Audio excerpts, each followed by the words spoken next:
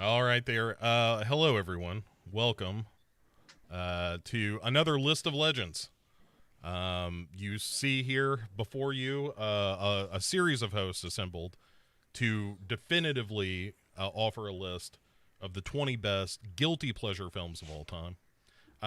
And let me first introduce the group we have assembled here, a true panel of experts, and I'm going to go clockwise here. From myself, I am Bo. I am the editor-in-chief at Legion Podcasts, and also arbitrator of this list in many ways. With us, very special, is the triumphant return of one Jeffrey X. Martin from Kiss the Goat. X, give it to me. Hi. That's what I'm talking about. Bring in the fire. So, also with us, returning champion, Derek Bourgeois. Hello. Bill Murray's love child. We've had some technical issues with the graphic, so that text is not there, but it has been noted for the record. Yeah. So thank you for joining us. Gary Hill from Cinema Beef Podcast, among others, is here as well, returning champion as well. Gary, thank you. Because you didn't demand that I'm here, I whore myself into these things, and yeah, you're welcome, I guess. Look, every now and again, I'm like, hey, I need somebody to fill a seat, Gary, and you're like, motherfucker, I can fill a seat with the best of them. Fill the slot, if you will. Right. You may call me Blueberry Crumble. You can call me that, okay? Because I'm sweet and I'm savory, so there's that. All right. Now I kind of want a Blueberry Crumble. Damn. A first timer here, along with X, is one Mr. Venom from the No More Room in Hell podcast. Welcome to the list of legends, sir. Greetings and salutations, my friends. Thank you for having me. It is a true pleasure. Now, folks, here's why we do this. A lot of times people will come up to you and they'll say, what are the best, vampire movies or zombie movies or what have you? And it's tough to remember that off the top of your head. So as a service here, we have provided a definitive list of the top 20 of whatever. Today, we're doing guilty pleasure movies. Of course, by the very nature of the list, whatever is 20th on the list is naturally the worst guilty pleasure movie of all time. So, we're aiming for number one. Let us begin. Also, if you're watching this in chat, thanks for being here. Feel free to offer suggestions in chat. You can help shape the list if I determine that the movie is not a total waste of time. So, with those objective scientific ground rules in place, let us waste no further time. Let us begin with, again, going clockwise. X, what is, for the moment at least, the greatest guilty pleasure movie of all time?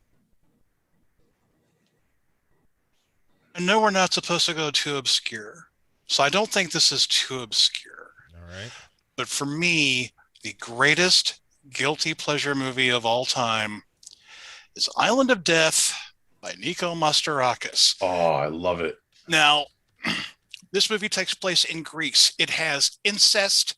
It has goat rape, homosexual rape, golden showers, twisted belief systems, spear guns, lie pits, and shepherds.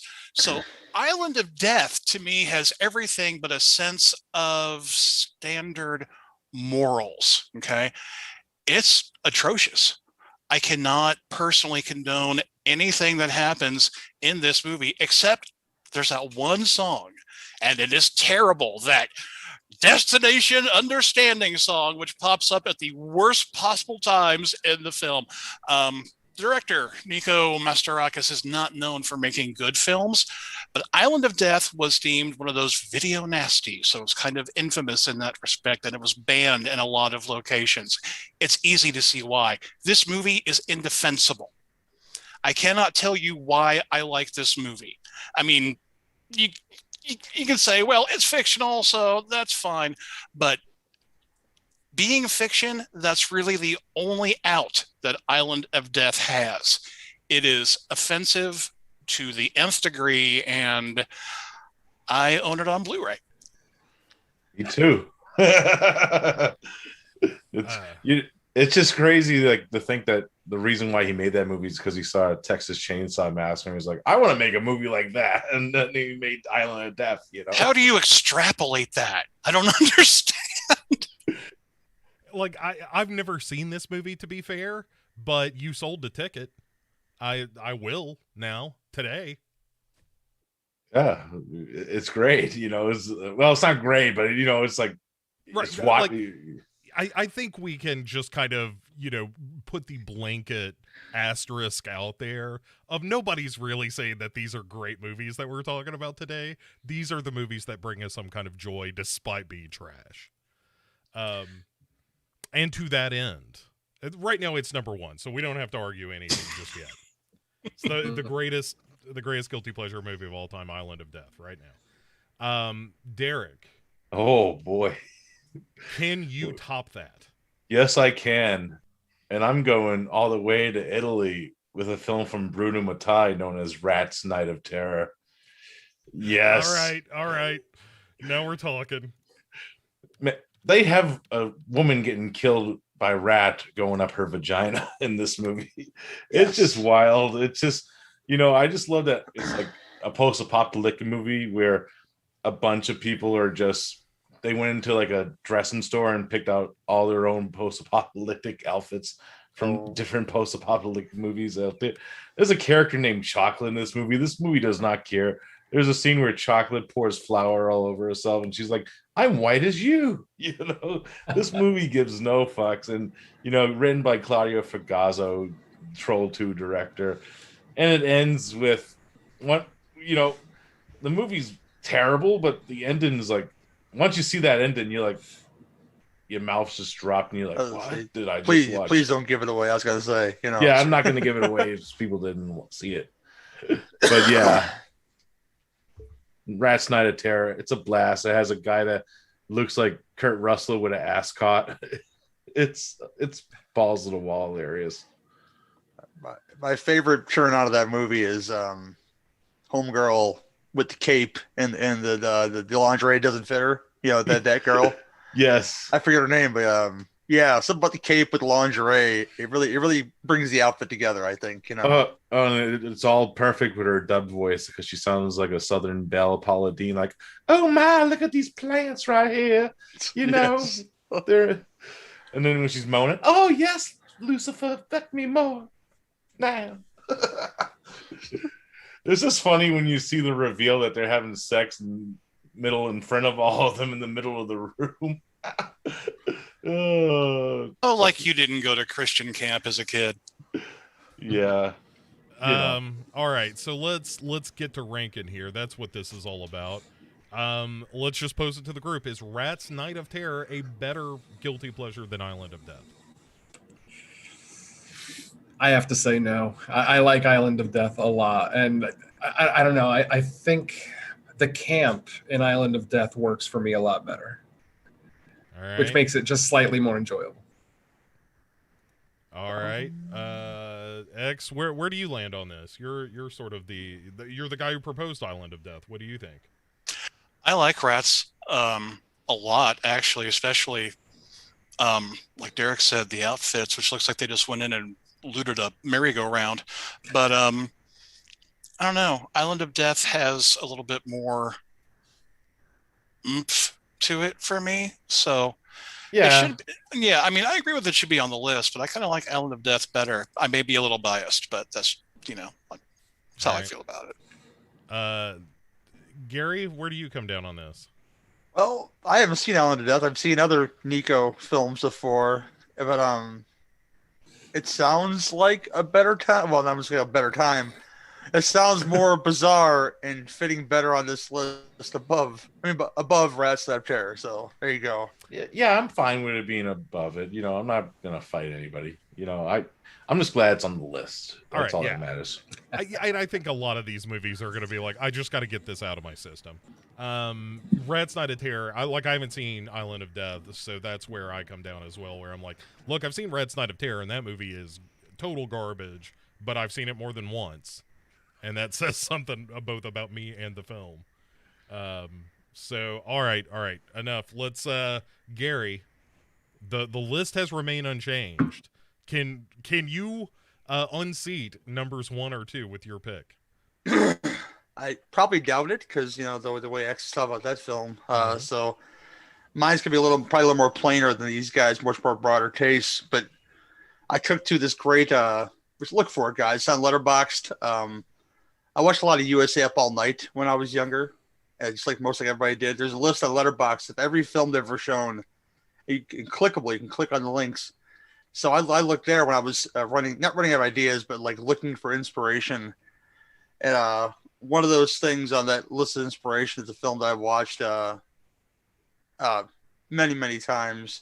I watched it this morning just because I want to watch it. And some of us think it's stupid. I think it's fucking wonderful. It is the Charlie Band produced, Ted Nicolau directed TerrorVision. Yes. It's campy. There's sci-fi elements to it. It's kind of a classic like 80s boob horror movie. By my most favorite, Diane Franklin, where their parents live in a sex house for no reason at all, but to say, hey, we don't give a fuck what our kids think. We're just gonna fuck whoever we want in our sex palace. Aliens, kids with automatic rifles for no reason. John Grease meddling up in this movie. I love John Grease and everything though, so there's that. Yeah, TerrorVision. I put it to you guys. This is something I enjoy. So that's my criteria for this list. It's something I enjoy. That if I showed it to somebody, a rando, they might not like it so much, but you hope they'll like it. So that's my criteria for the ones I'm choosing, and TerrorVision fits that bill. I actually just saw TerrorVision for the first time this year, believe it or not, and I had an absolute blast with it. Absolutely loved it. I did a double feature, the Scream Factory double feature with the Video Dead, and yeah, I ended up absolutely adoring both films. Practical effects in TerrorVision are great. That title track, it gets stuck in your head for weeks after you watch the film. Yeah, I'm very okay with this pick. Yeah, I'm fine with it too. I actually just bought the vinyl soundtrack of TerrorVision. I got it just in the mail a couple of weeks ago, and yeah, I love the movie. It's so goofy. The monster is just goofy. Even if you watch like the special feature with John Calabica, who made the monster, he's like, it's a shitty looking monster. You're just laughing at it, like, look at it. To be fair, Pumpkinhead is beloved, but it's really janky looking. That's why it's filmed in the dark a lot. That's true, but yeah, it works for I like the monster. Don't get me wrong. It's just funny that he thought it was goofy. You got that patented Beekler slime on that thing all over the place. Yeah, the KY runs like wine. There's even KY in the fucking pool that they're swimming in. TerrorVision is a real strong pick. Where do we think it belongs on this list? Above Rats.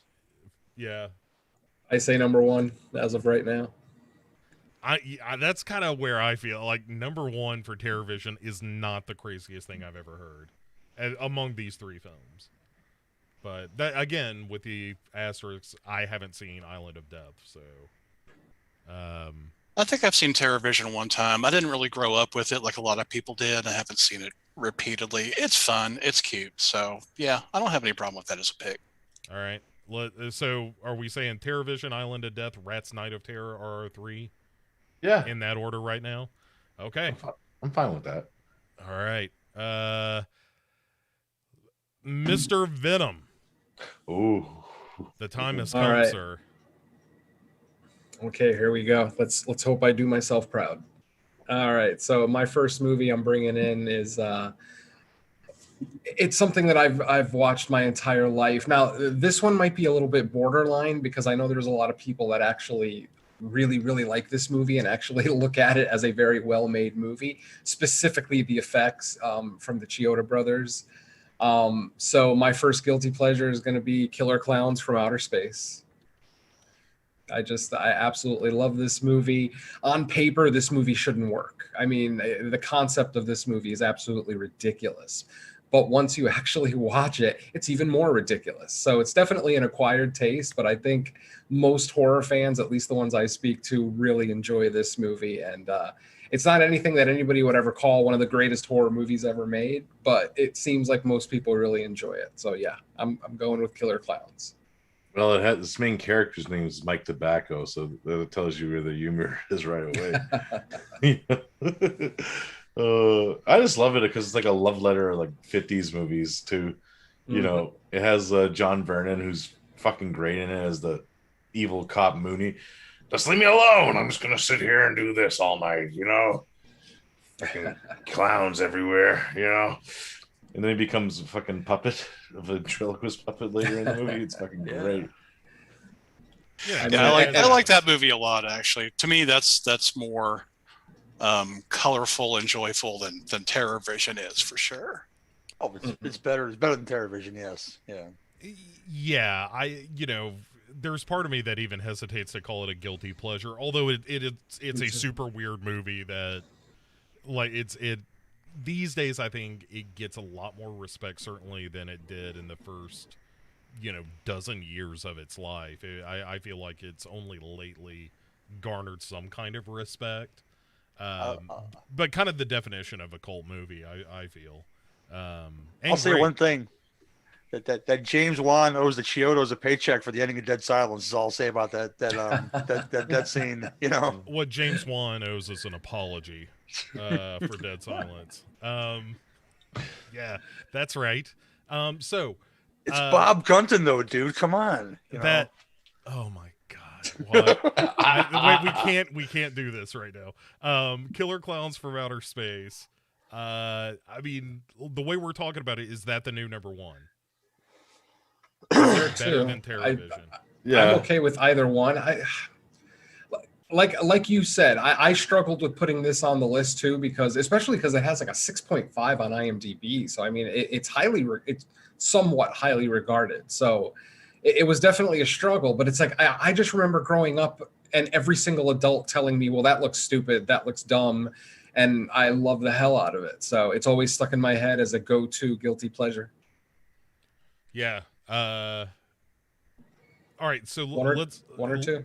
Yeah. So, what about TerrorVision, Killer Clowns, Island of Death, Rats?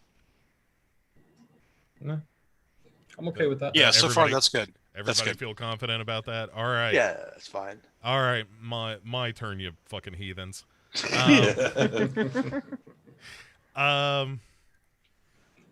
Look, somebody's got to do this. My guilty pleasure out of the gate, Maximum Overdrive. Who made who? Made who? Look, inarguably one of the single dumbest movies ever made. But I kind of love everything about it. It's terrible. I like all the apocryphal stuff around Maximum Overdrive. Like, I like the fact that when they sent the cans of film to theaters, they put a note on there that said, "Play this as loud as you can." Damn. Which feels completely in line with the amount of cocaine that was rolling through the set of that movie. It's amazing that the movie just wasn't shot on cocaine. Can you imagine, the vibe as loud as it goes and Yardley Smith starts yelling at her husband, Curtis! Curtis! Fuck, I love it. Oh, I love Yardley Smith yelling Curtis in that movie. I love the fact that for no good reason, Emilio Estevez has no name in that movie but Hero, and that's stupid. I like the fact that the big villain is the Green Goblin truck. That tickles the just like 15-year-old shithead part of my brain. That's like, oh my God, that is so awesome. I just love all of that stuff, and stuff blows up. The effects are mostly practical. There's something also about the original story I always liked, and anyway, I fucking and of course the AC/DC score and the dude being murdered by soda cans.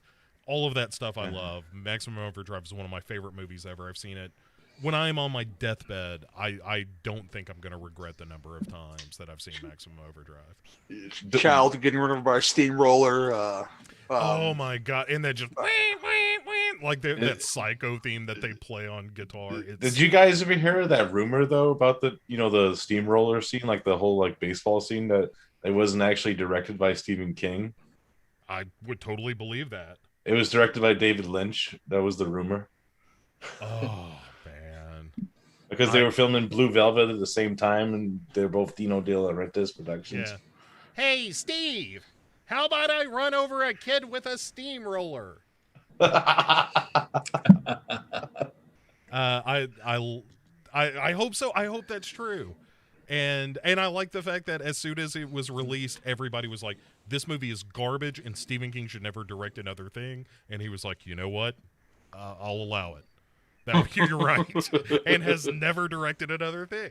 Well, it didn't help with that trailer. I'm going to scare the hell out of you. I'm going to scare the hell out of you. Like, his eyes are so crossed from blow in that trailer. Mm-hmm. Like, his left eye is in the right socket. And, oh, my God. He's got Forrest Whitaker eye going on with the cocaine, you know? He is just zonked out of his fucking... I wanted to see it. Total Jordy Verrill face from King in that trailer. Yeah, it's, you know... Oh, yeah, my God. Yeah, it's just to think about, like, maybe I just want to see Toby Hooper and Stephen King do, like, a Coke contest. Who does the most Coke? Yeah, I think by default, Stephen King won that. Yeah. By virtue of who is still alive. Okay, how do you guys feel about Maximum Overdrive? Where do you feel it belongs here? Does anyone have even remotely the love I do? I mean, as a guilty pleasure, I can't argue with it being number one as much. And Derek knows I can't fucking stand this movie. I hate Maximum Overdrive with a fiery passion. And the reason I hate it is because I was one of the people that was duped when it came out. I was so excited to see it. I've told this story multiple times. I saw it opening night. I walked out of the theater ready to just stab everyone. I hated it so much. And I've never been able to forgive it. I have watched it multiple times over the years. I see why people love it. I accept that it's a guilty pleasure, and anybody who loves it, awesome. I can't get behind it. I hate that movie. I hate every single scene. I hate everyone who's in it.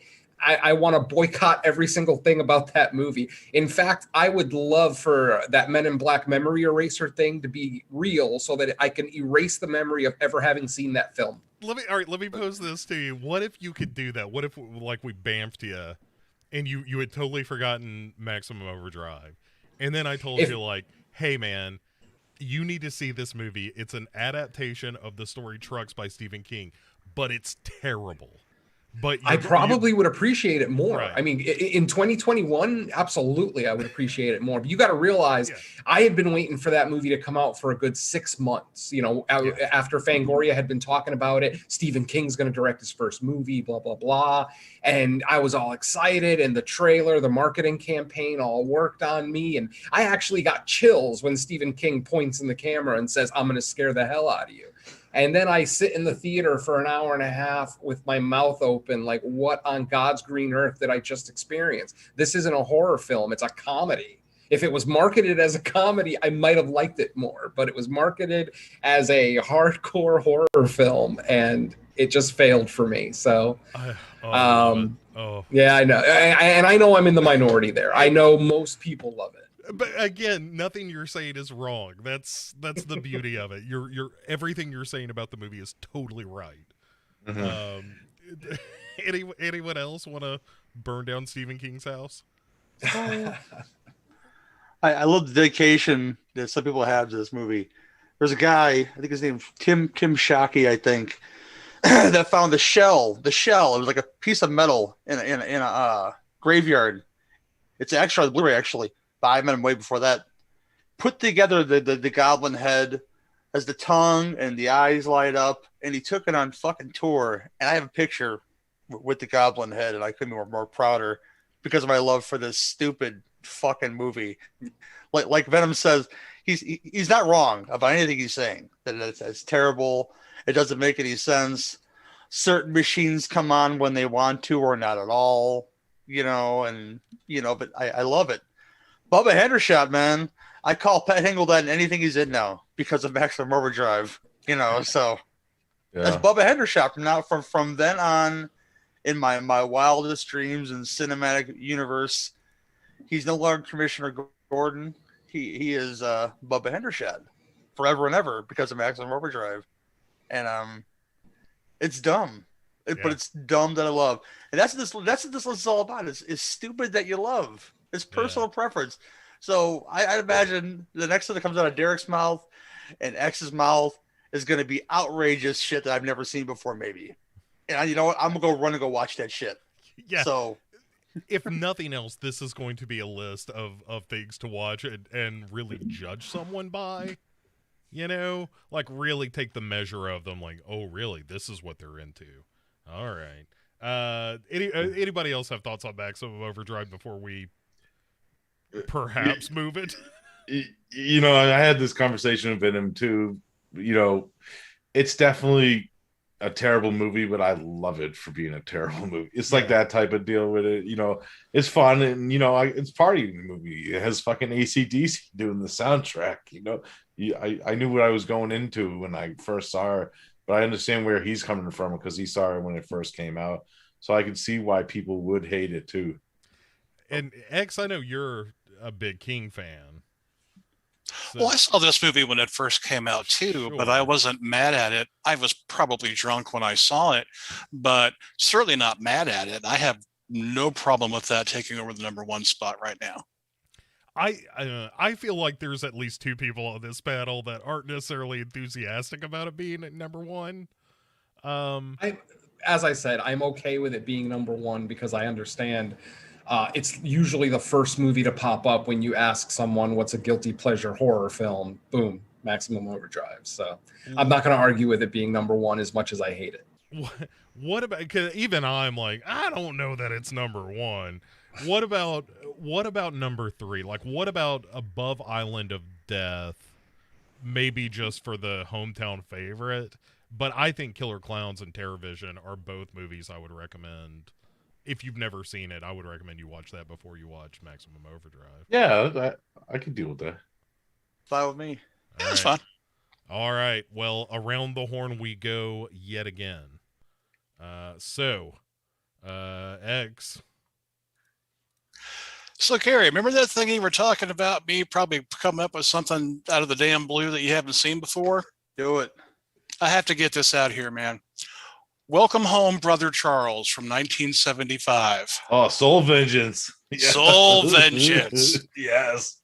Now, this movie seems like your basic sort of blaxploitation movie, but it's got a couple of differences. First of all, it was directed by Jamal Fanaka, who went on to do the Penitentiary trilogy of films. The main reason that it works for me on this list is because it's the only movie I can think of where the hero kills people with his dick. Yes. That alone is enough to make it a guilty pleasure for me.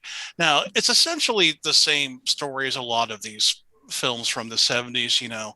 The black man is sent to prison under false pretenses, and he has terrible lawyers, and it's white cops that put him away, and he comes out for revenge. Well, while he's in prison, Charles somehow develops what has been described as a sentient penis.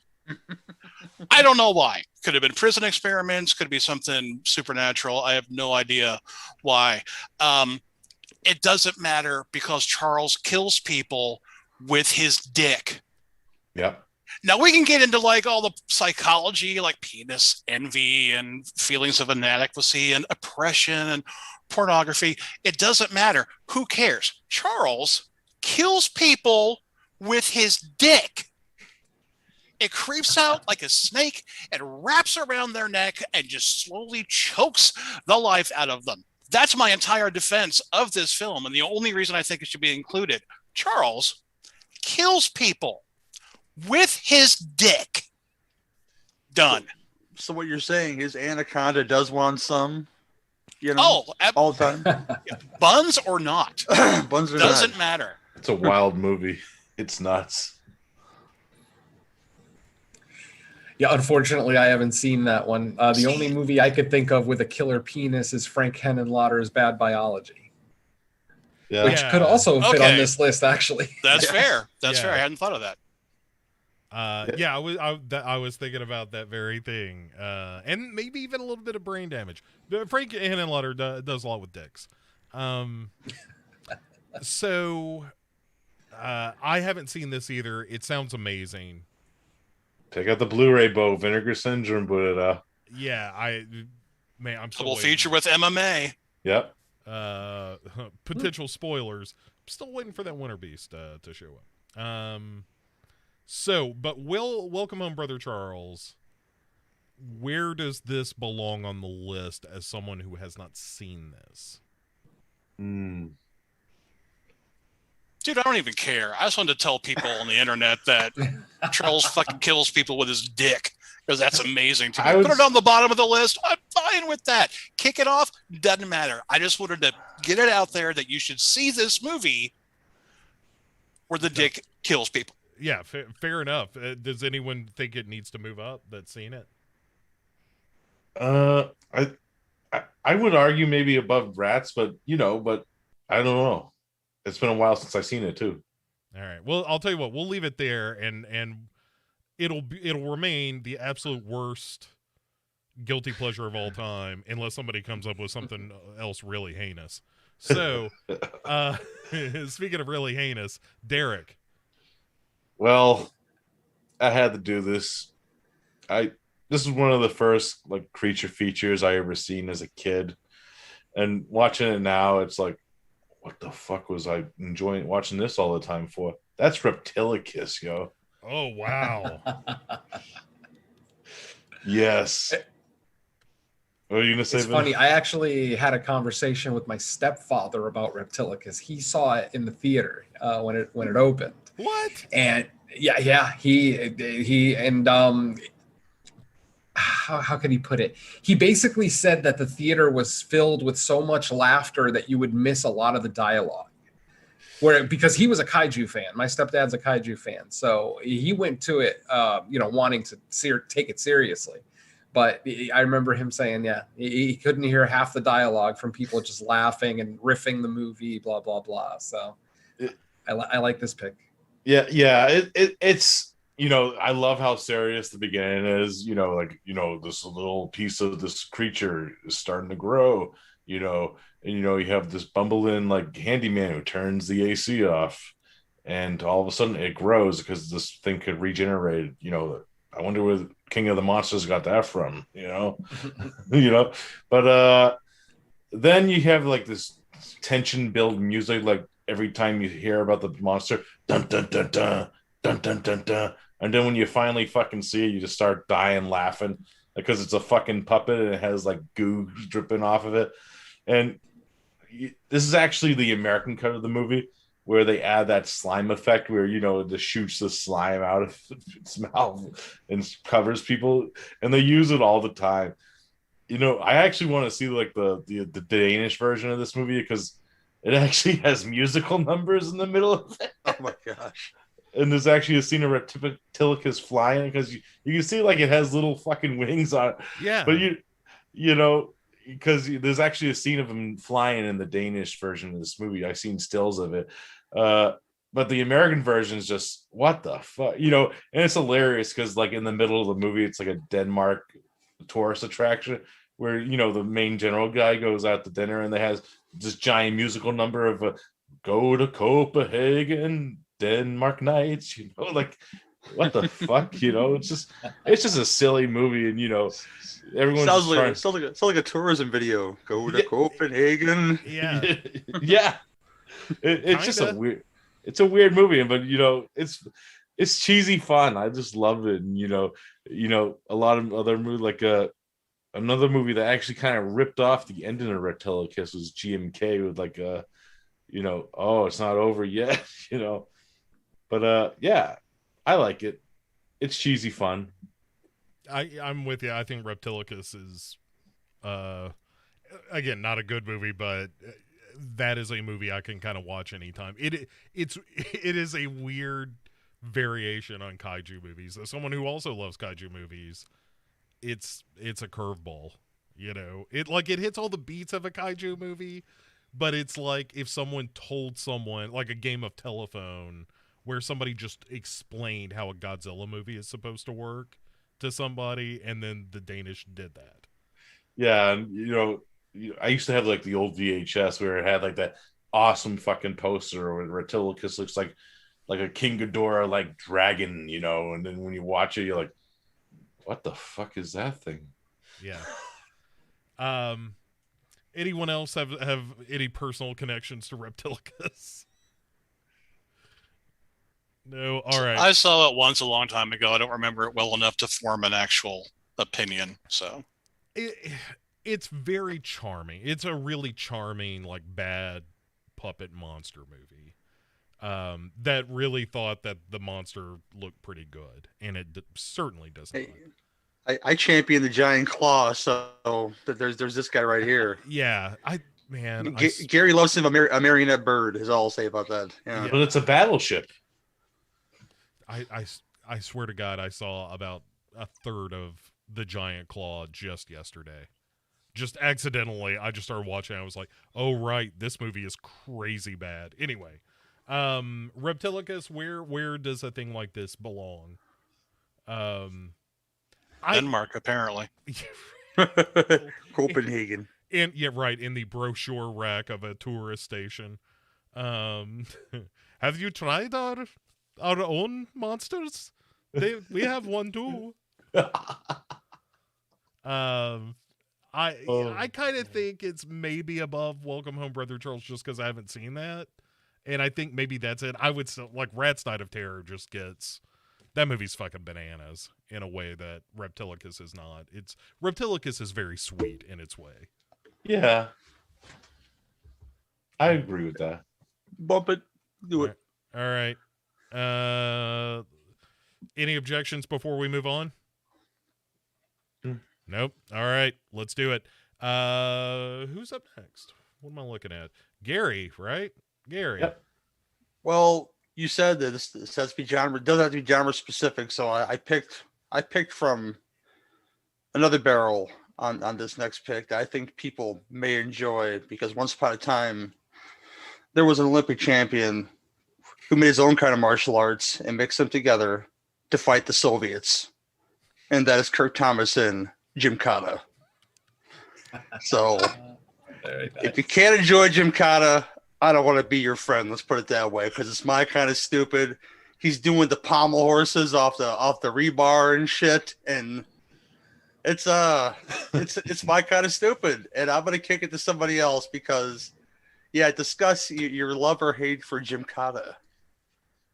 It's been years since I've seen. Yeah, I haven't seen it in a long time. Yeah, It took me a long time to forget that movie existed. So fuck you for bringing that back up. I like the fact that it's kind of Mortal Kombat, except you're just Gymkhana-ing instead of like it's a big tournament, right? Isn't that the deal in Gymkhana? Yeah. Is that the very, very white and what was he was a pommel horse dude? Was that right? He was a gymnast. He's a gymnast, yes. Yeah, hence the Gymkhana. It's been a long time since I've seen it, but I remember that being a lot of really stupid fun. It's so close to being American Anthem. So close. Yeah. They're almost indistinguishable. Yeah, that's right. We ought to just put that in parentheses: Gymkhana / American Anthem. I mean, it's weird to stack it up against the rest of these movies, but I'm, my gut would be like, at least we'd move it up a couple of slots probably. That, like, Gymkhana is super watchable. Oh yeah. But what do you guys think? You open that can of worms, Bo. You and my brother over there, Mr. Jeffrey X. Martin, and said, hey, it doesn't have to be just horror. So I had to throw something on the list that wasn't just horror. So yeah, I like the fact that X doesn't really care for Gymkhana. That's a real hoisted on his own petard kind of moment for me that I can enjoy. So do we have a petard? We're getting one. Thanks to the Patreon, we're gonna be able to afford a petard any day now. Where does this belong on a list, guys? What do you think? I'm trying to think because it's hard because I haven't seen it in so long, Yeah. Yeah. I mean, I hate to keep, punching on Welcome Home, Brother Charles. I would my gut would be like number 6 above Reptilicus, because it's a little bit more of a movie than Reptilicus is. But it's not nearly as bananas as Rat's Night of Terror. Yeah, I could live with that. Yeah, I hear you. That makes sense. All right. The argument could be made that Welcome Home, Brother Charles is also a puppet monster movie. Well, Once right. you've seen the dick. So are we saying that Welcome Home, Brother Charles should be above Reptilicus? Fuck no. No. All right, fair enough. All right, moving on then. Jim Cotta, welcome to number 6. All right. Let's go with one from chat that I really like seeing come up, and that is Graveyard Shift. Oh, Just watched it. Nice. The classic, speaking of Stephen King stories, in which giant rats have taken over a cotton mill, and a guy who looks a lot like Fred Gwynn but isn't. Stephen Mack. Yeah, is the head of the mill. And it's kind of what the story is, which he hires some people to go out and kind of clean out underneath that it's infested with rats, but they're just terrible looking bat rats and giant rats and whatnot down there. And there's a weird cameo from Brad Dourif as an exterminator that absolutely does nothing to advance the plot or anything. He just shows up to be a name in the movie. He's the best part of the movie. 100%, but he's in it for like 7 minutes. Yeah. And it's just him chewing on tobacco and being like, back when I was in Vietnam, we had to kill some rats. And I bet you were a Lee Marvin fan, aren't you? Right. So, but all that being said, it is one of the sweatiest movies this side of Cool Hand Luke. Mm-hmm. And complete nonsense. It ends with like some kind of bizarre rat underworld. I think it's a strong pick out of the chat. Yeah, it's got Andrew Devanov with his rapey eyes, Mm-hmm. Yeah, and he's like a buddy. He's like fourth build or something. Yeah. I gotta ask though, giant rat and Graveyard Shift or walking laundry machine in the Mangler, because I'm torn because my love for creepy old Robert Englund in that movie, I still got to go Graveyard Shift because of all the bad Maine accents going on in that movie. Which you want to go to the Graveyard Shift, I got to kill us some rats. It's just the best. I love it so much. It always looks like one of the early Friday the 13th movies to me, just from a filmic sense. Yeah. Like it could have been in New Jersey somewhere, and who would have known the difference between New Jersey and Maine?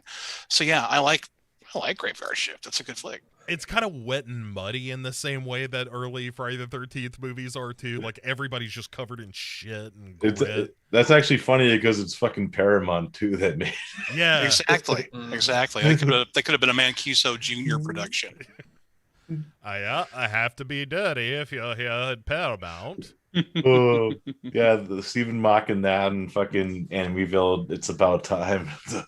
He just plays crazy people. He just goes full Rambo in both of those movies. Oh my god, you just reminded me of a pick that I need to make.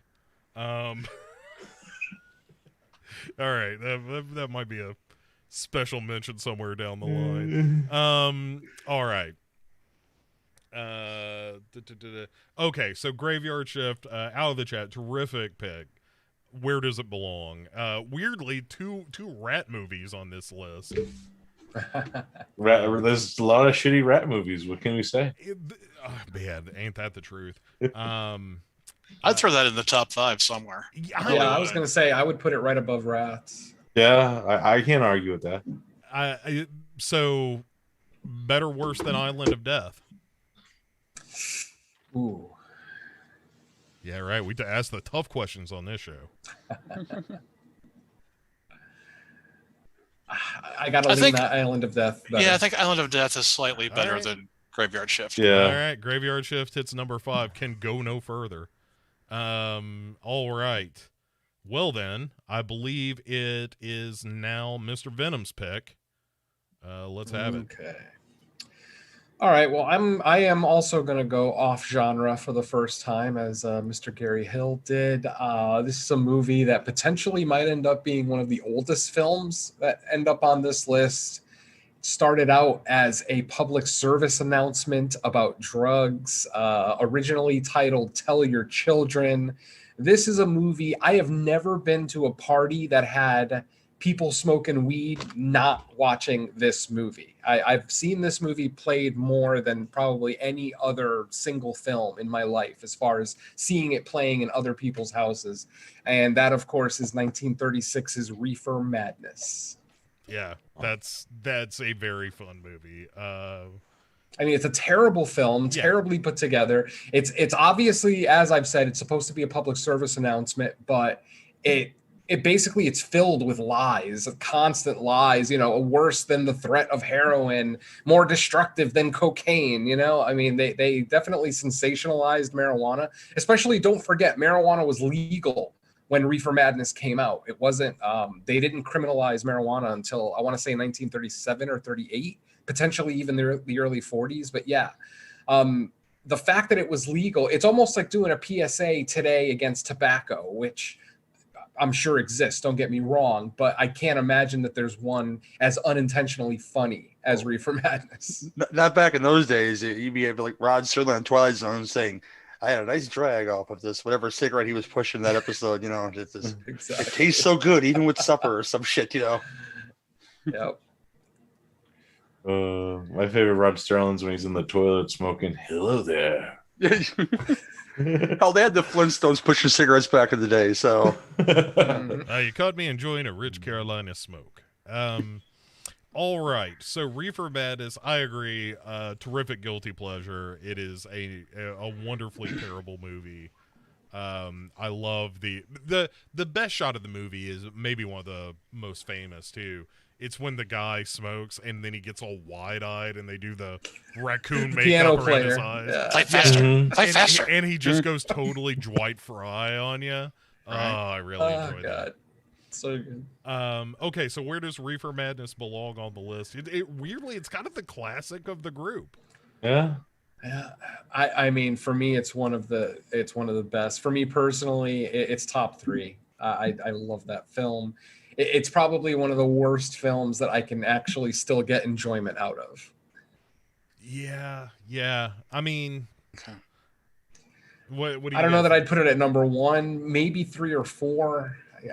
I was kind of thinking above Maximum Overdrive, just to wash the foul taste of that movie out of your mouth. I could live with that. But like a TerrorVision, Killer Clowns, Reefer Madness, three-way at the top. Oh, I like it. Sounds like a dirty 3-way. Right? Yeah, dude. All right. Well, Yeah, dude. so to quickly at the halfway point, let's quickly recap the list. Number 1, best guilty pleasure of all time, TerrorVision, followed by Killer Clowns from Outer Space, Reefer Madness, Maximum Overdrive, Island of Death, Graveyard Shift, Rats, Night of Terror, Gymkata, Reptilicus, and the worst guilty pleasure of all time, Welcome Home, Brother Charles. But the list is only half done. Let us begin with the next round. My pick this time, man. All right, let's. I have to represent at least one terrible American International picture, and this time it's going to be Empire of the Ants. Ooh. I love this movie. I don't think it's a guilty pleasure at all. No. All right, let me tell you why it's terrible, and then I'll tell you why I agree with you. The special effects are inventive in the sense that it kind of works, but also not really. this all culminates in a bunch of people being chased by giant ants until Joan Collins is thrown in a booth where she is hypnotized by an ant to harvest sugar for them, which is wonderful. And that's really how all timeshare sales meetings end. Yes, I will harvest sugar for the giant ant overlords. I, for one, welcome the ants. It's really stupid, but I love when they're like, oh my god, look, the black ants and red ants are fighting. And it's like, yeah, I get it. And it's just a nature stock footage shot of, red and black ants, like regular schmegular, tiny ass ants. Yeah, fighting. typical Bird-Eye Gordon. Right, exactly. It is a Bird-Eye Gordon movie through and through. I am kind of a sucker for Bird-Eye Gordon movies, like going back to Tarantula and shit. And especially when they got into color and it was like this and Food of the Gods and that stuff. Attack of the Puppet People, yeah. Oh, I loved all that stuff so much. And Empire of the Ants was the one that I think kind of works the best out of all of those. It's the most sensible in a movie that's utter nonsense, but it's the closest you get to logic in a Bird-Eye Gordon movie. But I love it. I think it's terrific. And you could have a Robert Lanzan triple feature where you could triple feature Empire of the Ants, Island Claws, and The Nest all in one day. I mean, yeah, if you really want to treat yourself right, if you feel like living for once. I love Island Claws. It ends with a giant kaiju crab. There used to be not that there aren't bad monster movies still being made, but it's just so much easier to do one of those like shitty Ouija movies or whatever, like a slasher or something like that. Like, you just rarely see someone take the time to do an ambitiously terrible movie. Yeah. Where it's like, yes, we don't have the budget for any of this, but we have a lot of big ideas, and one way or the other, we're going to make it happen. Yeah. And there's like that weird scene on the beach where like that one dude was married trying to rape the other girls during like the shareholders meeting. Captain Gertrude getting jiggy with the chick. Yeah. Yeah. And all the like ants-eye point of view as you just see golf carts rolling around and stuff, where the ants are like, pretty soon we're going to fuck those golf carts up. My favorite characters of the couple that go there to try to see that's a scam. They go off and look at this is fake, honey. Look, this ain't even real. Before the guy gets eaten by an ant puppet. These water pipes ain't even hooked up. Yeah. See, like, you guys are making the case for me. I now immediately want to watch Empire of the Ants again. Me too. I had this on a double feature with I think it's either Tentacles or. Oh, Tentacles. I mean, again, another of the time when that baby stroller in Tentacles shows up all turned over, when they're like, oh my god, that octopus just swam up to shore, nabbed a baby.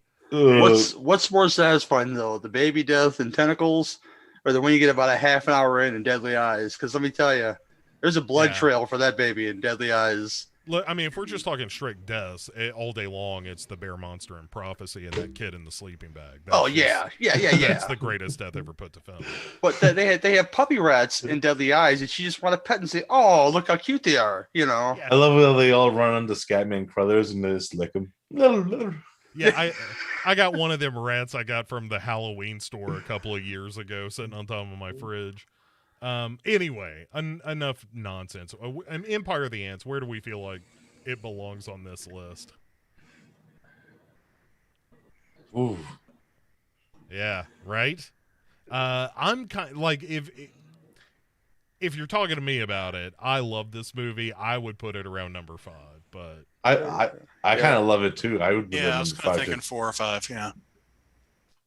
Again, I'm if fine it's with that. Maximum Overdrive or Empire of the Ants, I personally will go Empire of the Ants. I will too. Yeah. All right, number Fine with me. Yeah, I'll happily see Empire of the Ants at number 4. Okay, let's go back to X. What you got? Oh man, we're getting down to it now, so it's hard to decide. But I'm going to go with a movie that has an abusive father, a lot of incest, and more Catholic guilt than you can ever imagine. And it's Amityville 2: The Possession. Yes. It's the prequel to the '79 hit, The Amityville Horror, that starred American Jesus James Brolin. So this is the family that was in the house before the Lutzes took over. But Burt Young is in this from the Rocky movies and from, Blood Beach, which is what I prefer to think of him as being from.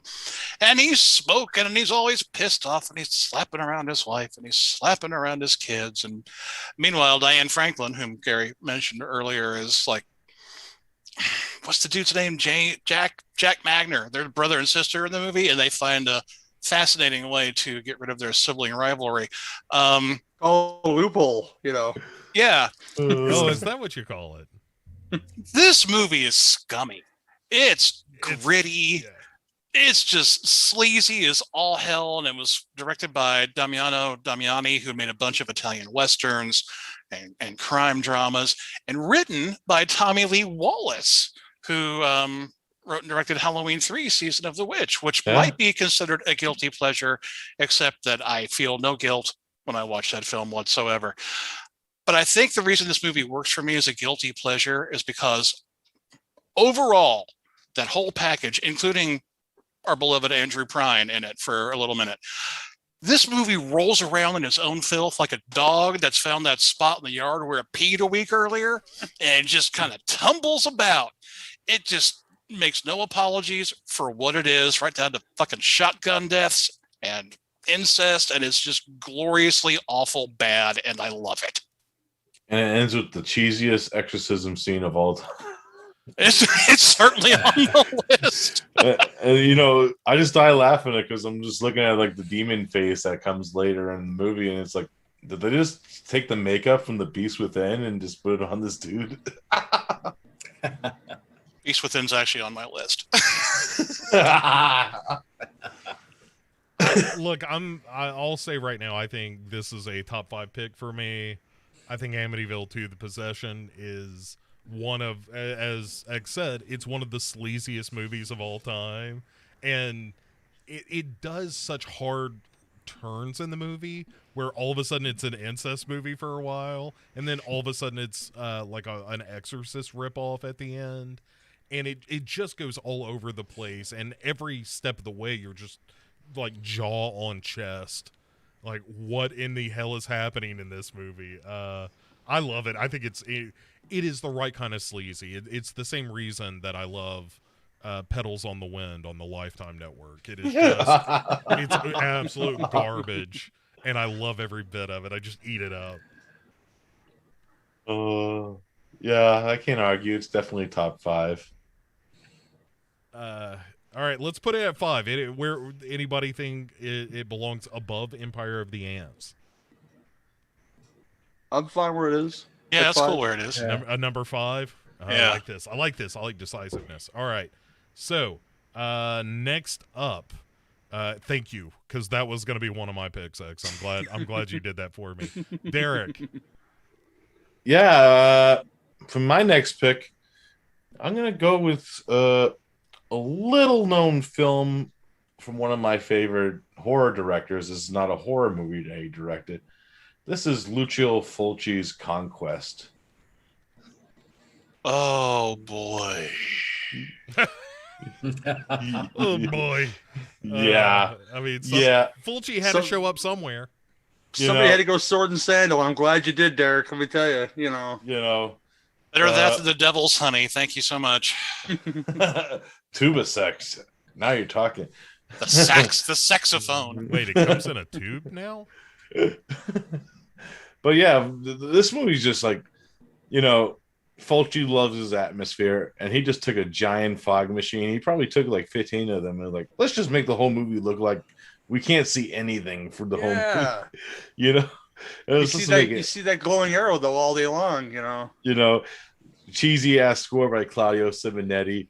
The main bad guy in this movie is a naked female with the golden mask from the Golden Voyage of Sinbad. She just wears it the whole movie, and she's just naked. You can see like There's like werewolf creatures and shit in it.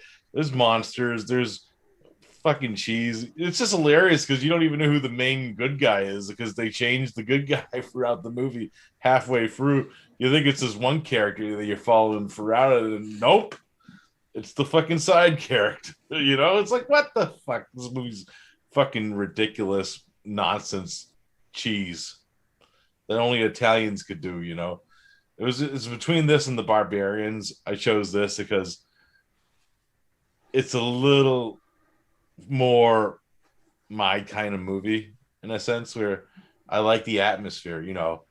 It's some scenes are harder to see. I actually know this movie just came on Blu-ray. I'm curious to see what the fuck that looks like because the DVD looks like garbage, you know. But yeah, Conquest. I think X and I can appreciate Chris Jericho, Richard Lynch, and the Barbarians all day long, though, because you know what, he is Y2J in that movie with the updo. You know, I won't let this go much farther. I will not let this wrestling talk infect this show. He looks like him. It's apparent to the movie that we're talking about, but the one that he was talking about. Damn it, Gary, you're tap dancing on a landmine here. All right, so Conquest. I think Conquest is a super fun pick. What do we think? Where does this belong? Oh, and let me. All right, while we're weighing this decision, let me point out something. Someone in chat, Lee said in chat, that the main baddie eats brains to see the future, and that it's got zombies, Wookiee werewolves, and everything really, and that's hard to argue. Conquest is nonsense. Above Jim Cotta, that's where I'd put it. I think at number 10 or new number 10. Number 10, I think. Yeah, I kind of like that rounding out the top 10, at least for now. We still have 7 films to go, and I eat brains to see the future, so yeah, I think right where it is should be fine. Are they chilled monkey brains? You know, I'll never tell. All right, Gary, that was you, right? Conquest is you. No, that was me. Derek. Oh, okay. Gary, what you got? Well, my last 2 are sequels, and I'll spoil that right now for you people. But to save the incest for the very end, because X already mentioned incest in this round, I'm going to say it's a film that's maligned by many people. Either I mention it to people and they really love it like I love it, or they really despise it. But I think it's film that takes about 10 years for you to get to know it and stew in it for a while. It is the sequel. It's not the sequel, but the equal to Rocky Horror Picture Show, and that is Shock Treatment. And this is a film in which, yes, and I'm very serious about this. This is a film in which Denton is turned into a TV studio where all the townsfolk come to watch the different shows that are on. So this is reality TV before reality TV ever became a thing. And it stars Jessica Harper as Janet and Cliff DeYoung as Brad and his evil twin brother who runs the station, Farley Flavors. Yes. This includes great musical numbers that I think surpass Rocky Horror in a lot of ways. Australia's treasure, Barry Humphries, is in this movie as Bert Schnicht, who's blind, but is blessed with sight from Janet because she's a goddess in this movie in more ways than one. That little black dress son. I just like it better than Rocky Horror. I mean, I watched Rocky Horror as a younger person, and I said, what the F is going on? But to be fair, I saw Shock Treatment way later in life, so my brain pan was a little bit better than it was back then. But I think it's structured better. I think the songs are better. Like I said, and they say it's an equal, not a sequel, in every sense of the word. And if you haven't seen Shock Treatment, I don't feel sorry for you, but I think you should seek it out because I really love it.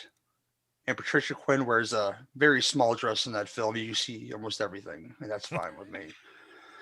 And all right, so yeah, discuss. Go ahead. Gary rings in with Shock Treatment because of horniness. Well, no, it's I love it too. I do love it. Yes, I get you.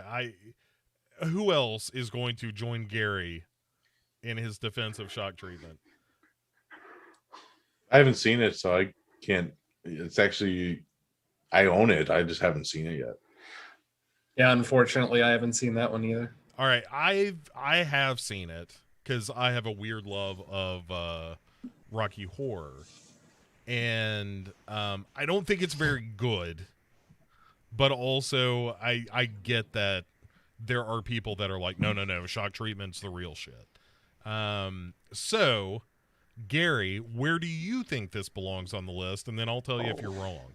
Well, I'll look real fast. Let me take a look real fast. Yeah. And I'm gonna be completely honest about this, because I know it's gonna be lower, so I'm gonna keep it towards the low. Right. But I don't Can think. I just chime in real quick? Please. go ahead, sir. I know you're going to. I hate this fucking movie so much. I despise it. I think it's lousy. I think the set design is lousy. I think the songs are crappy. I think Barry Humphries did a better job in Howling Six to Marsupials. I do not like this film. I don't know that I dislike it that much, but I don't think it's very good. I do think it looks real cheap in comparison to something like Rocky It's Horror. not the worst movie I've ever seen. Sure. It's on the list. It's in the conversation. It's an honorable mention. You But guys can't see probably, but I'm feeling my nipples now just from those words he was just saying just now. Just thinking about it. I mean, I could see the argument to get as far as 12, maybe. Well, I knew it was gonna be low. Right, Were we like up at 12? maybe Reptilicus, maybe better than Reptilicus. Yeah, do that. That's where I was gonna put it anyway.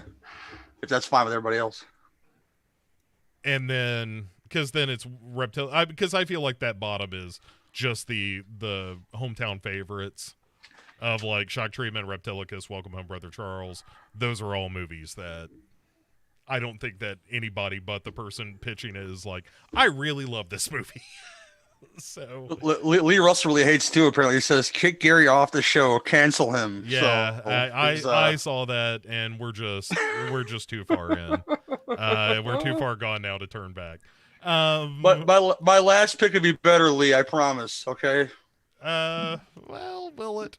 So Well, in the eyes of most of the panel, I'm sure it will be. okay, so I'm gonna get at least one more chat.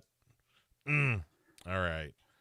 There are two in chat that I feel like need to be included, but we're gonna go with one. Let's go Ninja 3: The Domination. Yes. Which do. I saw pop up in chat, and I think That's number one. Look, man, Ninja 3 is wonderful.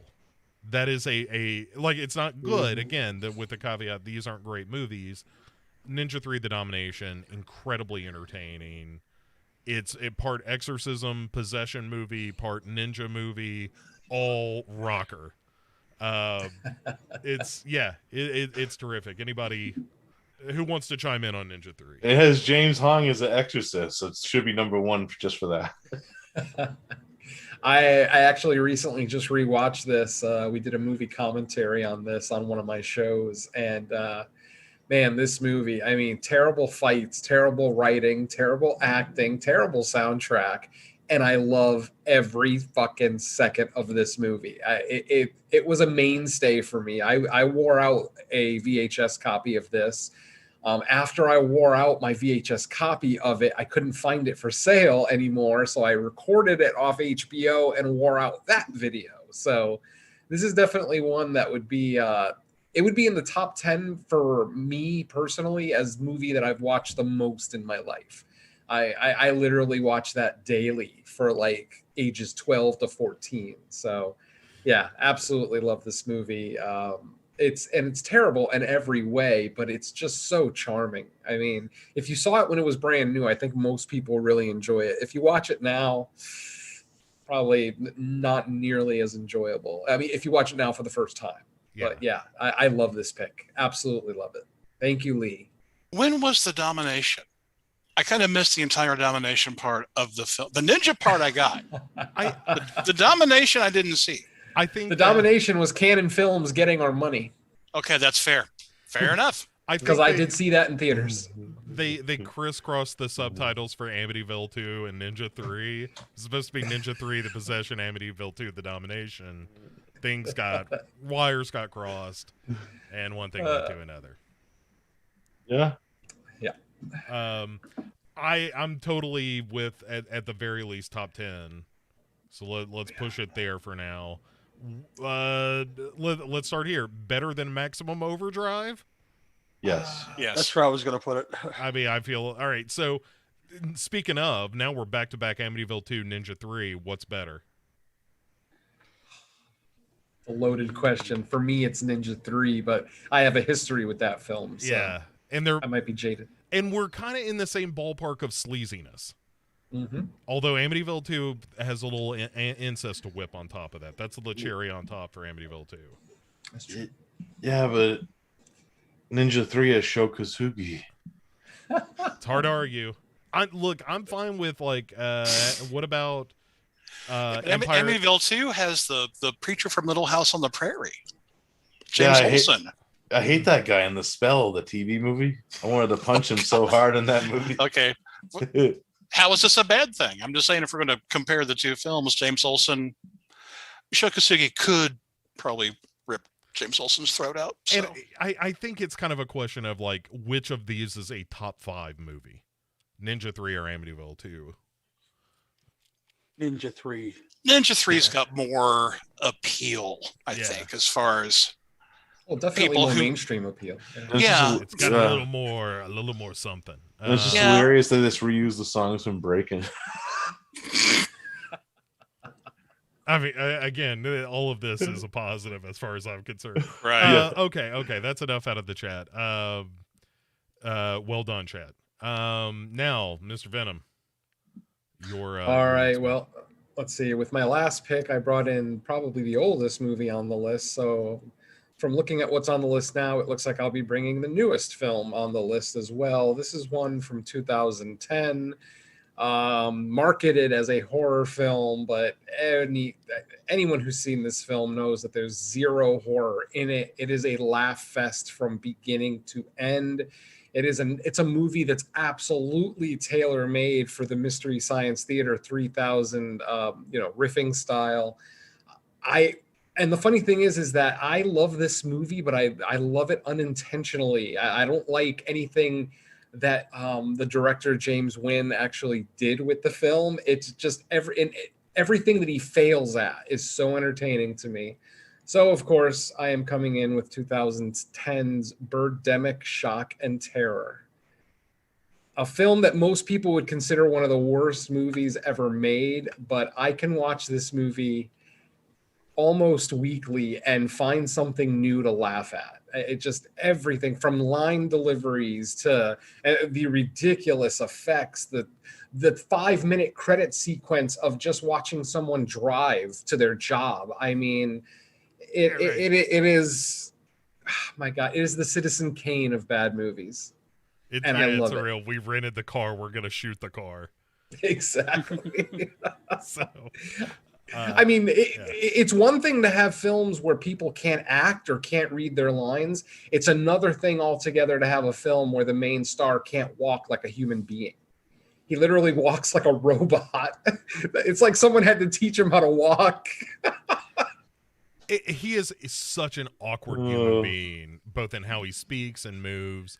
And I'm sure he's a wonderful person. I'm not speaking ill of the man, but just when you look at him, it's like it's watching Curb Your Enthusiasm without ever getting off the hook.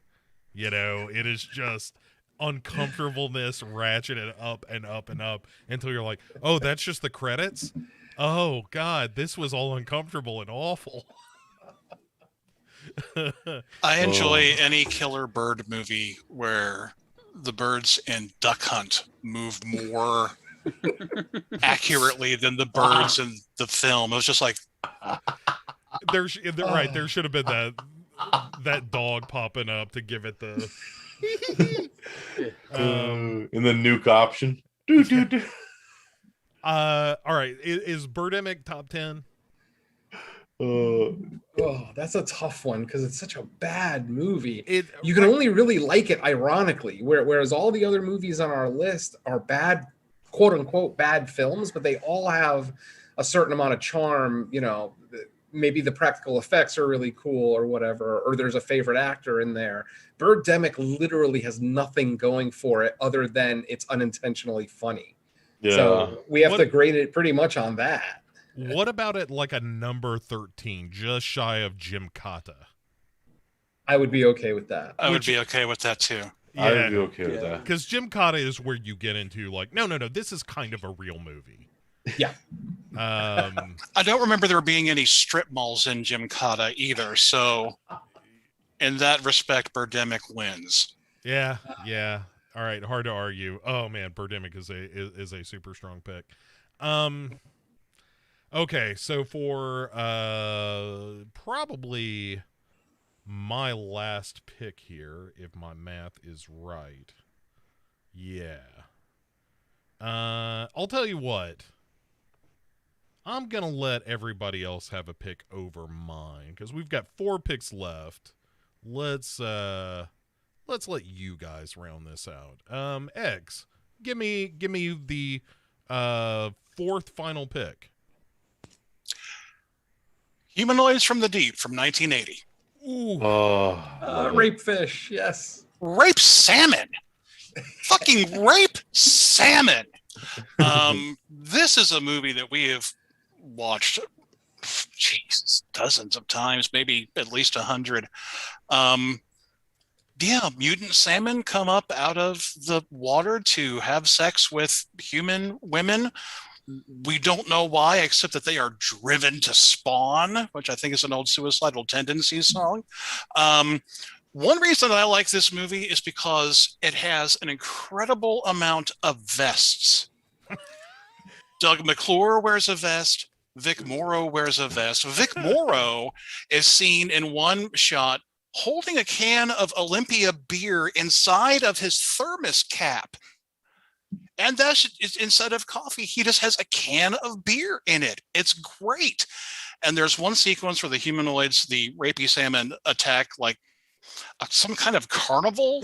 And this one humanoid starts beating the living shit out of some dude on a merry-go-round. And it's one of the funniest fucking things I've ever seen in my life. Just bam, bam, over and over. It's hilarious. It's just comedy gold. So I love that movie. It has an incredible amount of boobage. Yeah. Also directed by a woman, Barbara Peters. I think there's some controversy over that, but I'm not real familiar with it. But yeah, Doug McClure, Vic Morrow, boats blowing up because the opening sequence, the fucking boat blows up because the kid doesn't know how to use a gas can or something. It's just great. So yeah, I'm going with Humanoids from the Deep as a personal favorite and as tremendously pleasurable. yeah, and it's just crazy that whole scene with the guy that's in the tent with his girlfriend trying to hit on her. With the ventriloquist dummy? Yes, and still talking when he's getting killed. I'm like, what the fuck? Well, that guy popped a Woody, but it had a face. And it was just odd. And the scores by James Horner of all people, future Titanic composer, Academy Award winning James Horner. It's so good. It's so good. It's so bad. If I can share a childhood story with you, gentlemen. When I was a kid, I remember watching this on HBO at like a sleepover, whereas me and a bunch of my hooligan pals over at my friend Andy's house, if memory serves. And we watched Humanoids from the Deep, and we got all hopped up on Pepsi and horror movies. And so we started playing a game, as you do when you're a kid, where some of the kids were the humans and some of the kids were the humanoids from the deep. And they were on the couch and we were attacking them. And I got shot in the gut with a BB gun by one of the kids. And that was pretty much when the game ended. But I was just going to say, Bo, that story turned out less graphic than I thought it was going to. Yeah, it wasn't sexy or nothing, but yeah, it's just one of those things. Every time I think about humanoids from the deep, I think about being shot with a BB gun. But that doesn't make me love it any less. In fact, maybe it accounts for why I get turned on when I feel pain. I'm That's glad not to have true. helped uncover that personal trauma for you, Bo. Yeah, it's nice. I appreciate it. My therapist will send you the bill. Fair enough. I have a lot of affection for humanoids from the deep. It's super rapey. It would never fly in today's modern world. You could never make. Well, you could make this movie, but you could never make this movie with a real budget. Because And you couldn't show it to anybody. Yeah, like it's like. But there's also like you see some independent horror shit that's like, oh, this is just some of the most misogynistic shit I've ever seen.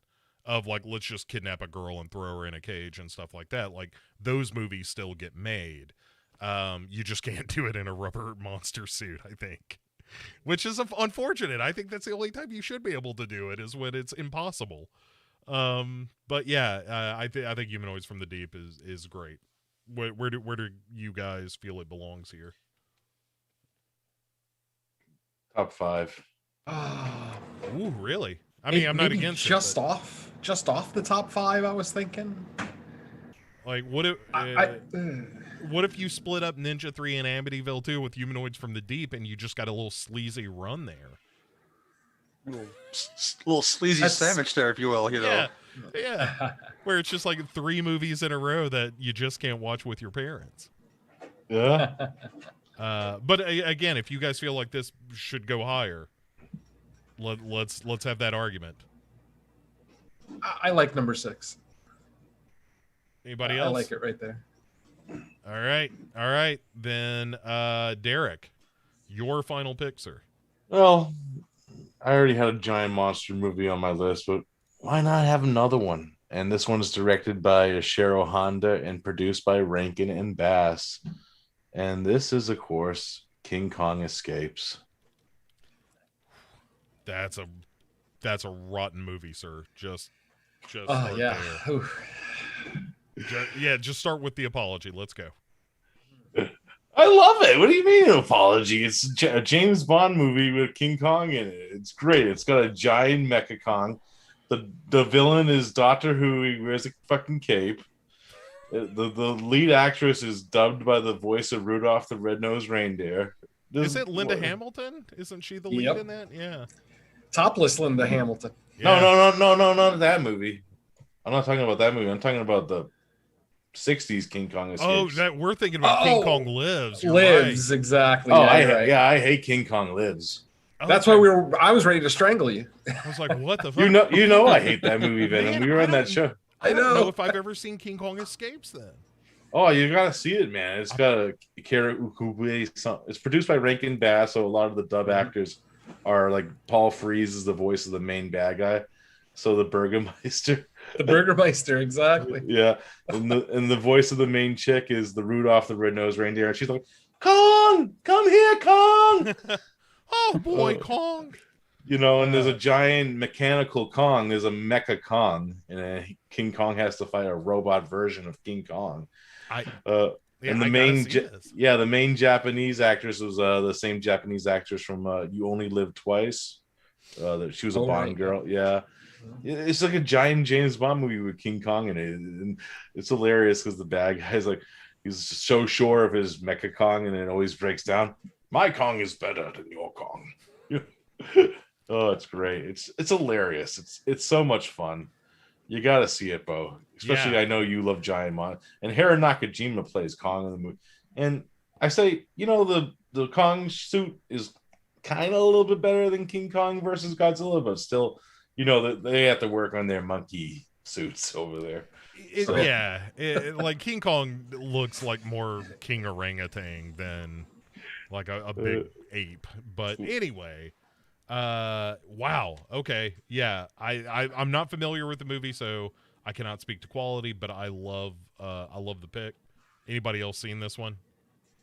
Oh yeah, I watched it same time as Derek. Since we were both guests on a show where we looked at that and King Kong Lives.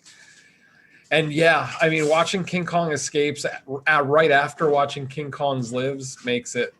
It was like the greatest movie I'd ever seen, basically, after following up that one. But yeah, everything Derek said is correct. That kind of spy mentality to the film is really good.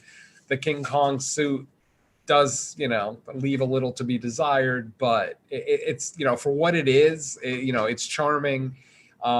It definitely has its appeal. It has its funny moments even. So yeah.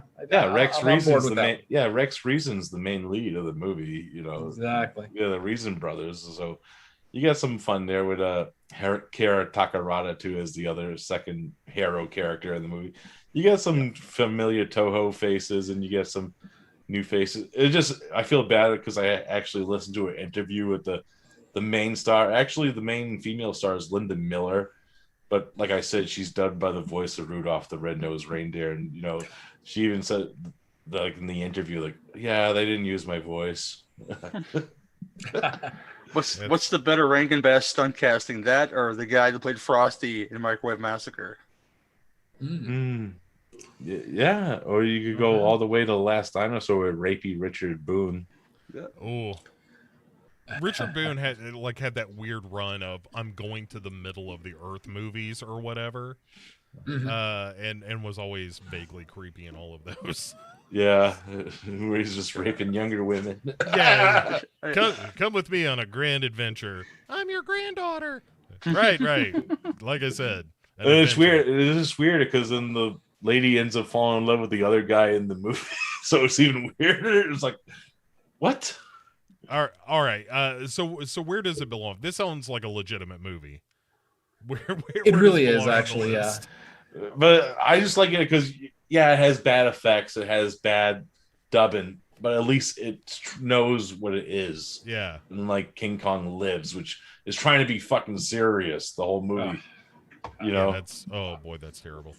Okay. I didn't know this movie existed, so I can't really talk about Kong versus Heat Miser, whatever the fuck it is. Is it? I say it's like number 11. Like over Rat's Night of Terror? Yeah, I would agree with that. Again, not having seen, but it sounds like I will rectify that soon. Don't you worry your pretty little head about that. Okay. I would have it.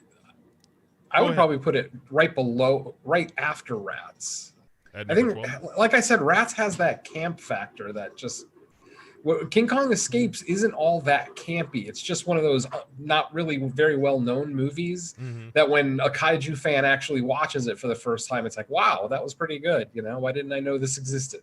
Yeah, it's definitely a different kind of. It's like 60s camp versus 80s camp. I could see that. Rust definitely has that feel of Animotion being eaten by rodents. Especially when it goes out the girl's vagina, right? Yeah. Ratalingus is what that's called. Yeah. And, second note on Rats. I just love how they just use that guy as a battering ram somehow.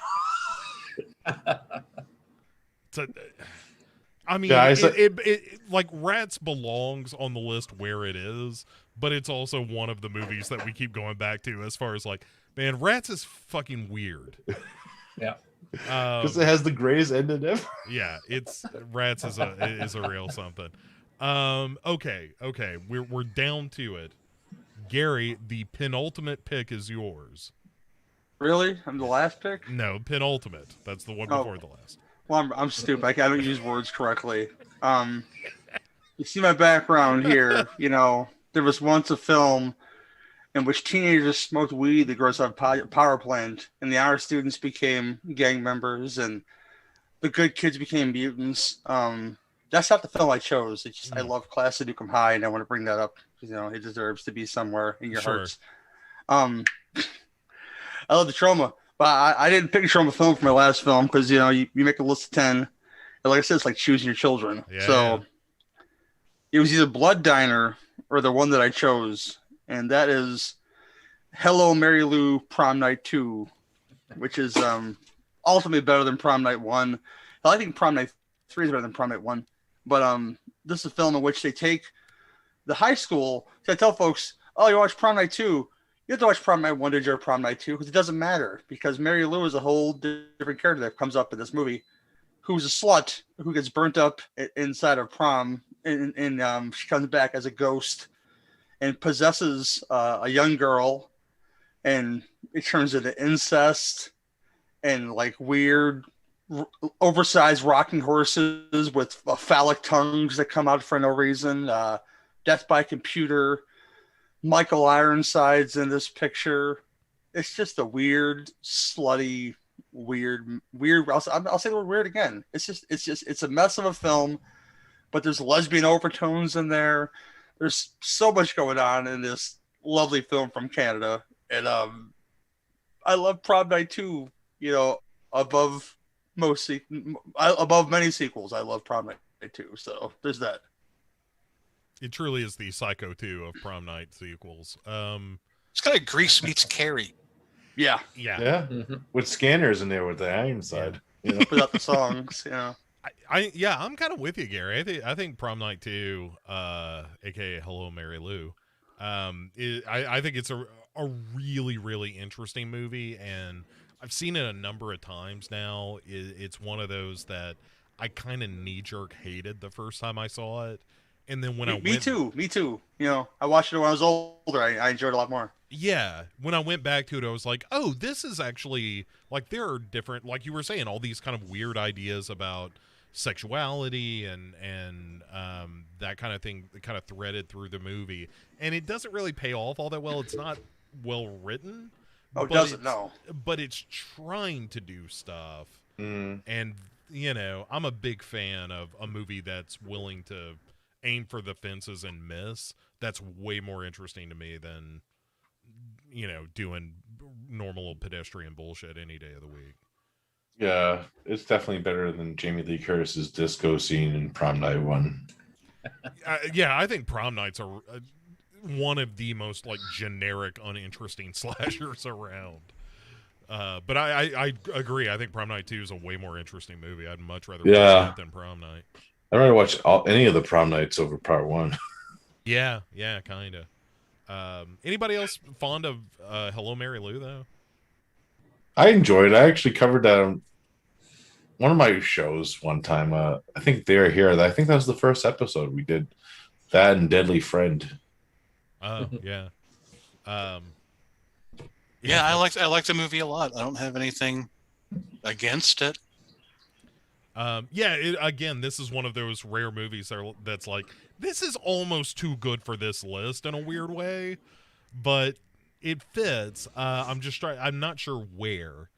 It's my confusion too. So I don't know yeah, where, you know? like, is it a number 13 kind of thing, or is it a number 8 kind of thing? Is where I'm like, how good is it? Is it top 10? For guilty pleasures, I don't feel bad watching Prom Night. Yeah, that's kind of me too. Like, it's like the where to start in the Prom Night movies. I would say 13 more. I would lean more towards 13. Okay, so that would put it. That would be Conquest above it, Gymkata below it. Is that better than Conquest? It's a better movie, but I feel like Conquest is a better guilty pleasure. That's the thing that I'm saying. Yeah. And that is the list. Anyone else gonna argue that point? I'd put it below Conquest. All right. Well then, folks, we are at the final pick. Fittingly, the guest of guests, Mr. Venom, gets the final say on our list. What is the final guilty pleasure? Okay, well, I'm going to come in with my favorite horror franchise. Anybody who's listened to my shows already knows what I'm talking about, but it's a series that I did a retrospective for on In the Mic of Madness. The thing is I'm not going to come in with the movie out of the franchise that most people would pick. I'm sure by now most people have figured out I am talking, of course, about Friday the 13th. Most people would probably lean towards Jason X. And actually, in my research over the last couple of days, I found that most people consider Jason X a very high guilty pleasure, like a top guilty pleasure. Problem is, I hate that movie. I can't stand it. It's the weakest written, weakest acted, weakest directed, weakest edited film in the entire franchise, in my opinion. I only watch it when I have to for a show. So I'm actually going to come in with another hated movie from the franchise that I actually absolutely adore, and that is Jason Goes to Hell. We're not even in the Paramount years yet. Yeah, this is a movie that I see people constantly talk down about. You know, it's not even really Jason, which, you know, admittedly is correct for the majority of the film. It's not our boy Jason, but the fact that they took the franchise, they took a chance and did something slightly different. And for whatever it's worth, it worked for me. And once again, I understand that I'm in the minority on this one. You know, coming in with this one as the quote unquote Friday franchise guilty pleasure. But for me, it's the one that I hear get the most hate, because Jason X is actually getting a lot of love over the last like 5 to 10 years. I'm actually seeing a lot of people come around to Jason X. I myself have not. So, you know, I just can't bring myself, even though it would probably be the more obvious selection, I can't bring myself to bring it to the table because of how much I dislike the film. So yeah, I'm coming in with Jason Goes to Hell for my final pick. I think it's a good pick. I wish you could let love into your heart for Jason X, because that movie is, if you can get behind that movie, it is so much fun. But nothing you said about Jason X is wrong, but there's also, I think, kind of a spirit of sort of anarchic fun with the franchise that it's, and it's not, I mean, you know, I don't hate the film. I don't want to, because I am I'm a Friday stan. I'll admit it.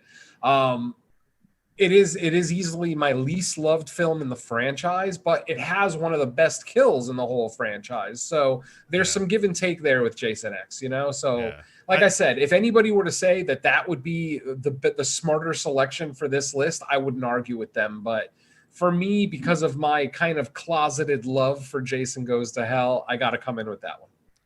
Yeah, I kind of like that pick over Jason X because it is a little more unexpected, and we have, you know, a bounty hunter movie on our hands with Jason Goes to Hell, which is what I always wanted from that. Like and actually, I will argue the first like 10 minutes of Jason Goes to Hell, some of the best, like, creative, most interesting things done in the franchise.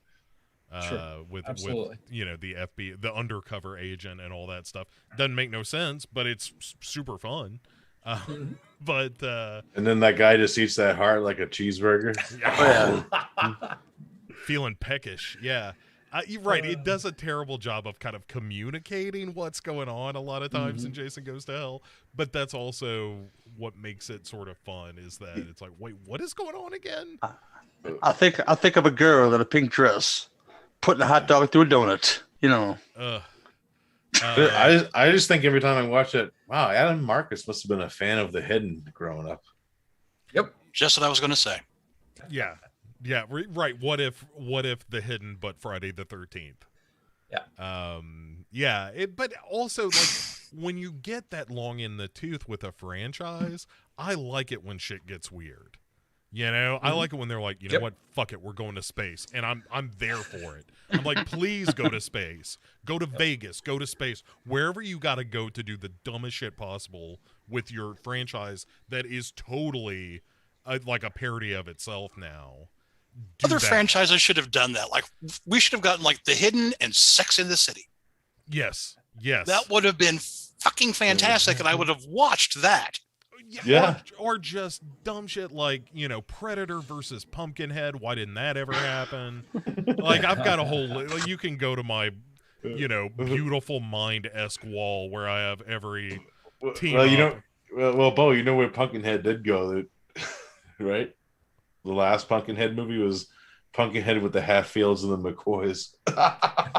Wait, really? Yes. Yeah. I saw up to, I guess I only saw Pumpkinhead 2 Blood Wings or whatever.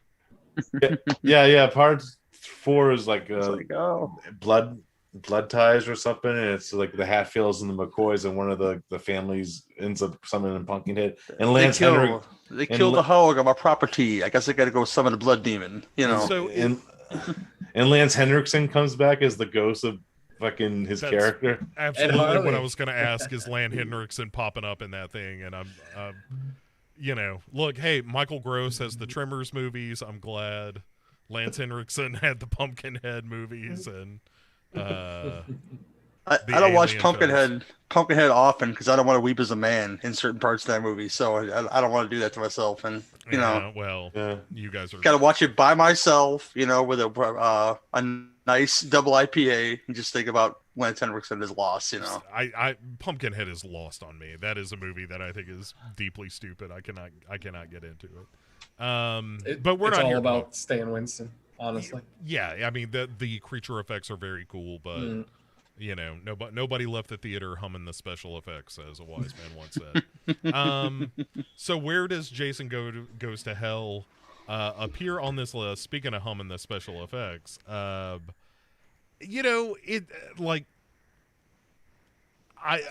gut would be like, this is kind of Prom Night 2 territory.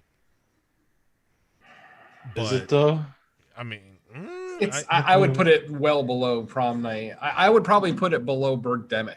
Really? As far as a guilty pleasure, I mean, I would way rather watch Jason Goes to Hell any day, but as a sheer guilty pleasure, that's a tough one. Yeah, I mean, the only somewhere thing, around 15. If it's below Birdemic, that puts it at 17, with Shock Treatment, Reptilicus, and Welcome Home, Brother Charles beneath it. Yeah, I can't argue. It's not my most hated in the franchise. Mm-hmm. That goes to Jason on the Boat. The darker side of the night. Yes, short of the hilarity of the nuclear waste ending of Jason Takes Manhattan, that is one of the most garbage entries in that franchise. Mm-hmm. Worst fucking final couple ever, too. Worst acted. Yeah. Oh, look, here's a pen that Stephen King wrote with. Oh, just go right to hell with all of this. My only favorite character. Jason. Sorry. My only favorite character in that movie is the uncle. Who's like, just froze the bitch into the lake. Yeah. Best way to learn how to swim. Oh man! Oh, what a terrible movie. Anyway, so anyone making an argument to shift Jason Goes to Hell out of that number 17 slot? No, I'm fine where it is. All right. Well, then there you have it. The list is created one more time. The official list. The best guilty pleasure of all time, Terror Vision, followed by Killer Clowns from Outer Space, Reefer Madness, Empire of the Ants, Ninja 3, The Domination, Humanoids from the Deep, Amityville 2, The Possession, Maximum Overdrive, Island of Death, and rounding out the top 10, Graveyard Shift. On the downslope, Rats, Night of Terror, King Kong Escapes, Conquest, Hello Mary Lou, Prom Night 2, Gymkata, Birdemic, Shock and Terror, Jason Goes to Hell, Shock Treatment, Reptilicus, and the worst guilty pleasure of all time, Welcome Home, Brother Charles. This list is madness. Over the place. If you watched every movie on this list in descending order from number 1, by the time you get to the end, you are officially able to claim disability. That you will be unable to work, you will be unable to provide for yourself, but you will be well versed in some of the greatest guilty pleasure films of all time. Gentlemen, what an excellent list. Thank you so much. Starting again clockwise, X, where can people find more out of you should they want more of your expert opinions? You can find me on the Kiss the Goat podcast, in which my wife Cootie and I discuss devil movies from then until now, probably. And it's a fun show. We're usually half lit when we record it. There's a drinking game. We have guests. But yeah, that's on Legion and all of the other major media outlets where podcasts are normally sold. Yes. Or just available. You don't even have to buy them anymore. Well, you don't have to, but I mean, if you want to send me some cash here and there, Venmo me that shit. That's fine. Yeah, absolutely. Seconded. Derek, same question. Well, you can find most of my shows on the Dark Discussions Network. Of course, I am the leader of Cinema Attack, and I also do No More Room in Hell with Mr. Venom here, and of course the legendary Mike Merriman, the infamous Mike Merriman, as we should say. And also they're here with the talented Miss Lacey Lou, who's doing big things over there. And you could also find me and Mr. Venom on our Legion podcast show, which you search under the Kill the Cast, and you'll find Underwater Kaiju from Outer Space, where we'll give you those visions from Monsterland. Yeah, I secretly have my own theme song in my head for your show. Underwater Kaiju. Anyway, Gary, where can people find more out of you? I tell us first, though, it's been a pleasure to get with these gentlemen here, especially my brother on the end over there, because it's been a while, and he's in Knoxville, but I'm giving him a hug right now. You can see through the camera. I love my brother. He knows this, man. This is a big cuddly bear sandwich. This man. Yeah, like Derek's wedged right in between these two bears. It's like there you go. I'm all blushy and shit. Till I can hug him by the reels. You know, I love him right now. I'm glad to be doing this show with him and the rest of these gentlemen, of course. But you can find me and sometimes X on certain episodes of the Sin Beef podcast, and Two Drink Minimum commentaries. Those are both found at LegionPodcast.com. Content is coming. I've been kind of silent for the past month or so because my sciatic nerve has been leaving me old man problems, and it's hard to sit down sometimes to do anything. So, yeah, that's old man shit. It's an excuse, but it's a good excuse. It's a viable excuse. But more content is coming, so look for that soon on your Legion podcast feed, and as I said, all those crazy media outlets. You know. All right, and joining us from across the pond. That's not true. Mr. Venom. I don't know what I was going for there, but thank you so much for jumping in and joining us for this. And where can people hear more out of you and your unreasonable hatred of Maximum Overdrive? Well, thank you very much for having me. This was an absolute blast. You can hear me as you can read below my name. My main show is, of course, No More Room in Hell. We have a sister podcast to that one called Fresh Cuts, where we only review the newest films out in the genre. You can also hear me on In the Mic of Madness with the lovely Rebecca Reinhart and Brad Thornton. I am one of 5 hosts on It's Not Horror Okay, a movie commentary podcast that I do with the folks from NFW and the Friday Nightmares show. You can also find me on Theme Warriors. I am actually currently filling in the seat left by Mr. Jeffrey X. Martin a couple of years ago on that show, and we just recently recorded our first episode in almost 2 years, so look out for that one, and we will be recording a new episode very soon. And then the last one would be my only Legion podcast show, which Derek already mentioned, of course, Underwater Kaiju from Outer Space, that we do with Mr. Jerry Herring and Mr. Don and Nelly. So, look out for that one. That one's on a little bit of a hiatus right now, but we should be back really soon with another episode. And that's everything for me. Great. I got to get Don on here, you know. What a good guy. What man. I know that's not what we're talking about right now, but every time somebody mentions Don and Ellie, the first thing I think is like, damn, that guy works so hard just to help. Like anybody who's involved with horror, Don wants to help you. Yeah, he promotes all our stuff, so it's always good in that sense. Man. And now he's gotten into the habit of sharing like Indiegogo and Kickstarter campaigns for independent films. So now he's doing that every week as well. So yeah, coming from a guy who used to be on 11 podcasts, I don't know where Don gets all the time. Yeah, he's unstoppable, and boy, just any opportunity I get to express a little appreciation, I will.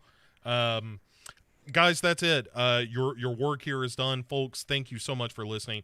Please check out legionpodcasts.com.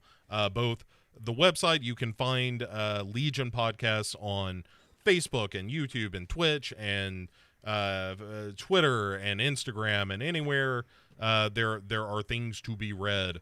Legion Podcast is generally there. So check us out, spread the wealth, and we'll be back in a month's time to put together yet another definitive list, a subject yet to be determined, but definitively answered. So, gentlemen, say goodnight to everybody, and we'll get the hell out of here. Good night.